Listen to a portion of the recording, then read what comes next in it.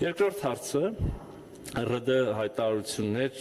կամ ինչպես դուք եք ասում ավելի կոշտացող հայտարարություններ հռետորաբանություն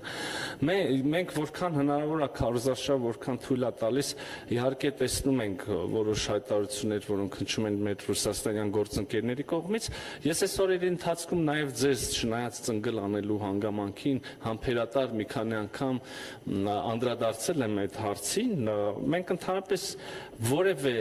ցանկություն չունենք լարվածություն մտցնել Հայաստան-Ռուսաստան հարաբերություններում, քաղաքական երկխոսության մեջ, տնտեսական հարաբերություններում, ոչ ուղիղ, ոչ էլ բազմակող հարթակներում մեր համագործակցությանը, ԵԱՏՄ, ԱՊՀ, այլուր Եվ մենք կարծում ենք, որ բոլոր խնդիրները, որոնք առաջացել են կամ կարող են առաջանալ, իսկ խնդիրներ բոլոր հնարավոր հարաբերություններում ժամանակ առ ժամանակ առաջանում են, եւ ահա մենք հույս ունենք եւ տրամադրված ենք բոլոր այդ տեսակ խնդիրները առողջ կառուցողական գործընկերային մթնոլորտում քննարկել եւ գտնել լուծումներ։ Գիտեք, կա հակվածություն, ես տեսնում եմ վերագրել այս խնդիրները ինչ որ Հայաստան-Ռուսաստան լարվածության, ինչ որ Հայաստանի կամ այդպես էլ են ասում, չգիտեմ, եվրոպական, պրոեվրոպական կամ պրոարևմտյան քաղաքականության հետևանք կամ ընտրությունների հետ են կապում, այս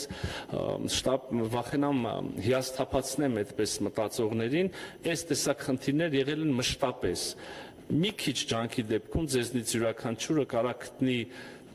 որևէ ալկոհոլային խմիչքի կամ որևէ բանջարեղենի կամ մրգի Ռուսաստան մուտքի արգելափակման խնդիր 5 տարի առաջ, 10 տարի առաջ, 15 տարի առաջ, 20 տարի առաջ, 25 տարի առաջ։ Այս հարցը ինչքան փորփրեք մեր մամուլը, ժամանակ առ ժամանակ մշտապես եղել է։ Այսօր էլ հենց որ սեզոնը բացվում է, այս չգիտեմ, որևէ պտղի, բանջարեղենի, մրգի հետ կապված ինչ-որ խնդիր ալում։ Եվ շատ կարևոր է նաև ասել, օրինակ ասում եք ալկոհոլ, այդպես չի կա այդպես չի որ գինիների մուտքը փակված է, գինիների մի կոնկրետ ընկերության, այն էլ ոչ այդ ընկերության ամբողջ արտադրանքի, մի ինչ-որ տեսակի, արտադրատեսակի հետ կապված խնդիր, ինչի ենք բացառում, որ այդ խնդիրները կարող նաև օբյեկտիվորեն լինեն։ Ի վերջո, երբեմն նաև տեսնում ենք ոչ բարեխիղճ աշխատանք նաև արտադրողների կողմից այս կամ այն ոլորտում։ Ես չեմ ուզում ասեմ, որ անպայմանորեն է դա, չեմ ուզում ասեմ, որ չգիտեմ, բայց ակնհայտորեն նես չի, որ նախկինում այդպիսի բան չի եղել եւ ահա հիմա մեր ընտրությունների ընտրապայքարի կամ որևէ ինչ-որ նարատիվի ֆոնին այսպիսի բակայլի են դիմում Ռուսաստանի իշխանությունները։ Կրկին ամփոփելով կան խնդիրներ, այդ խնդիրները մշտապես ծագել են, ծագում են, մենք հակված ենք կառուցողական առողջ գործընկերային քննարկումների մթնոլորտում գտնել լուծումներ։ Իհարկե մենք բազմիցս նաև այդ շերտը չեմ ուզում անարձագանք թողնել, մենք բազմիցս նաև հրապարակային ենք ասել, որ կարծում ենք, որ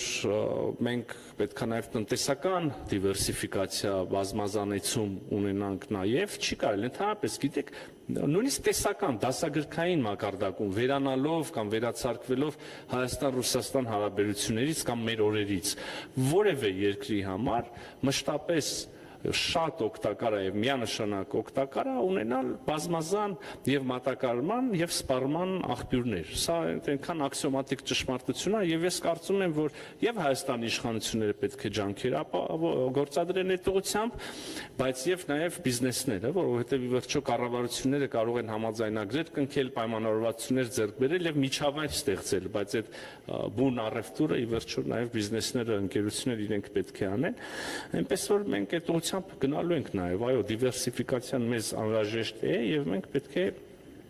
շարունակական քայլեր ձեռնարկենք այդ ուղղությամբ նոր շուկաներ, սպառման շուկաներ, մատակարարման աղբյուրներ գտնելու համար։